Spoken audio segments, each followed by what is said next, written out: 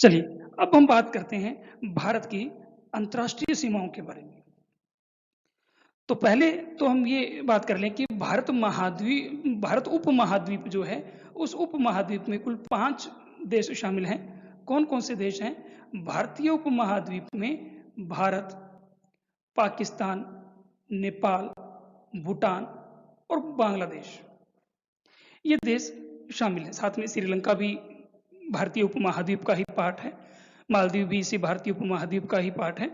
तो ये जो देश हैं वो इस भारतीय उपमहाद्वीप में शामिल है। भारत की जो अंतर्राष्ट्रीय सीमा है वो 7 राज्यों से लगती है। इनमें ये अवरोही क्रम में ही है। सबसे ज्यादा लंबी सीमा बांग्लादेश, उसके बाद चीन, पाकिस्तान, नेपाल, म्यांमार, भूटान और अफगानिस्तान। ये वो 7 देश हैं जिनके साथ भारत की अंतर्राष्ट्रीय सीमा लगती है। भारत की समुद्री सीमा भी 7 देशों के साथ ही लगती है और वो 7 देश हैं Pakistan, Bangladesh, Myanmar, Thailand, Indonesia, Sri Lanka और मालदीव। ये भारत के जो पड़ोसी देश हैं, इनमें से कुछ जो पड़ोसी देश हैं वो समुद्र पार हैं, तो इन सब के साथ समुद्री सीमाएं लगती हैं। भारत की जिन देशों के साथ केवल समुद्री सीमा ही लगती है, ऐसे देशों की संख्या 4 है। श्रीलंका, मालदीव, थाईलैंड और इंडोनेशिया, ये वो 4 देश हैं जिनके साथ भारत की केवल समुद्री सीमा ही बनती है। जिन देशों के साथ केवल भारत की स्थलीय सीमा ही लगती है, उनकी संख्या 4 है। और वो 4 देश जो हैं वो हैं अफगानिस्तान, चीन, नेपाल, भूटान।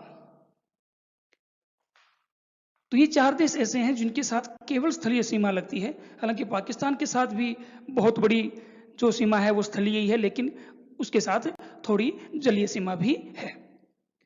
स्थल और समुद्री सीमा जिन देशों के साथ स्थल और समुद्री दोनों ही सीमाएं लगती है, ऐसे देश 3 हैं। इनमें पाकिस्तान, बांग्लादेश और म्यांमार, इनके साथ भारत की स्थल और समुद्री दोनों ही प्रकार की सीमाएं लगती हैं। भारत और श्रीलंका के बीच जलीय सीमा है। भारत और श्रीलंका के बीच जलीय सीमा है, ये पार्ट है। भारत और श्रीलंका के बीच जलीय सीमा का ये पार्ट है। तो भारत और श्रीलंका के बीच जो जलीय सीमा है, ये पाक स्ट्रेट कहलाती है। पाक स्ट्रेट और मन्नार की खाड़ी जो है, भारत और श्रीलंका को एक दूसरे से अलग करते हैं। बात करते हैं स्थलीय सीमा के बारे में। तो भारत की जो कुल स्थलीय सीमा है वो है 15,200 किलोमीटर। 15,200 किलोमीटर भारत की स्थलीय सीमा की कुल लंबाई है। अब इस स्थलीय सीमा के साथ कौन कौन से देश जो हैं वो जुड़े हुए हैं, लगे हुए हैं। सबसे पश्चिम से शुरुआत करते हैं। तो सबसे पश्चिम में सबसे पहले जो देश आता है वो है पाकिस्तान, जो पश्चिमी सीमा बनाता है भारत के साथ। और भारत के साथ इसकी कुल सीमा रेखा की लंबाई जो है वो 3,310 किलोमीटर है। कहीं पर ये 2900 के आसपास 2900 किलोमीटर के आसपास भी होती है, लेकिन वो 3,310 किलोमीटर भारत और पाकिस्तान के बीच की सीमा रेखा है। भारत और पाकिस्तान के बीच की सीमा रेखा को रेड क्लिफ रेखा कहते हैं। भारत और पाकिस्तान की जो सीमा रेखा है, इसका नाम भी बड़े ही सोच समझ कर रखा है। यहाँ पर रक्तपात होता ही रहता है, तो इस वजह से रक्त भी रेड ही होता है। तो रेड क्लिफ रेखा जो है वो इसका नामकरण किया गया है। इससे ऊपर अफगानिस्तान के साथ भी भारत की थोड़ी सी सीमा लगती है। और अफगानिस्तान के साथ भारत की जो सीमा रेखा की कुल लंबाई है वो 106 किलोमीटर है।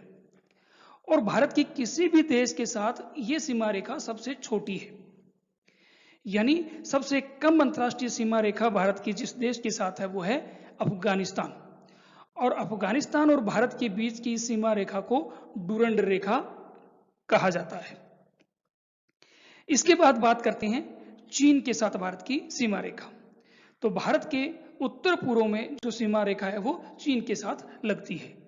तो चीन के साथ जो सीमा है, उत्तर और उत्तर पूर्व दोनों ही बोल सकते हैं हम, चीन के साथ भारत की सीमा की कुल लंबाई जो है वो 3,488 किलोमीटर है।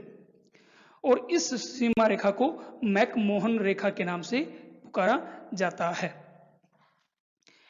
इसके बाद बात करते हैं नेपाल जो हमारे भारत के हिमालय की गोद में बसा है, उस नेपाल के साथ भारत की जो सीमा रेखा है वो है 1751 किलोमीटर। 1751 किलोमीटर भारत और नेपाल के बीच सीमा रेखा की कुल लंबाई है, जो पूर्णतः स्थलीय है। इसके बाद बात करते हैं भूटान के बारे में। भूटान के साथ जो भारत की सीमा रेखा की कुल लंबाई है वो है 699 किलोमीटर।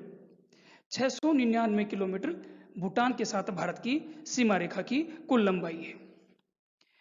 इसके बाद बांग्लादेश के साथ जो भारत की सीमा रेखा है वो इसकी कुल लंबाई 4096 किलोमीटर है।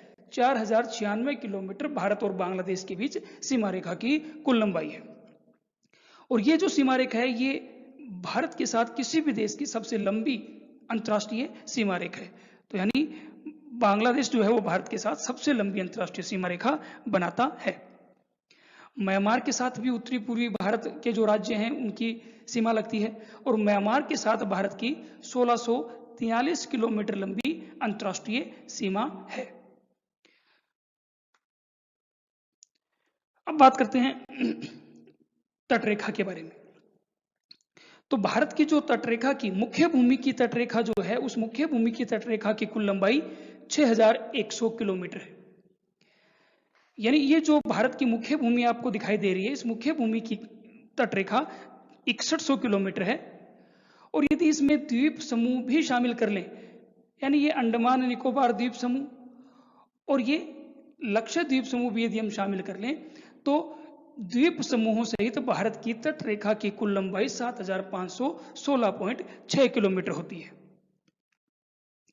अब इन तटरेखाओं के बारे में हम बात कर लेते हैं कि भारत की कौन सी तटरेखा को किस नाम से पुकारा जाता है। सबसे पहले बात करते हैं पश्चिम से शुरू करते हैं हम। तो पश्चिम में ये जो गुजरात का भाग है, इस गुजरात के भाग की जो तटरेखा है, इस तटरेखा को सौराष्ट्र तट या गुजरात तट के नाम से पुकारा जाता है।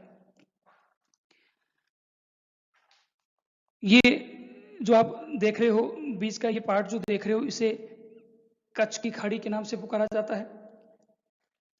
और इसके नीचे ही ये जो भाग आप देख पा रहे हो, यहाँ ये खंबात की खाड़ी के नाम से इसे जाना जाता है। ये खंबात की खाड़ी है।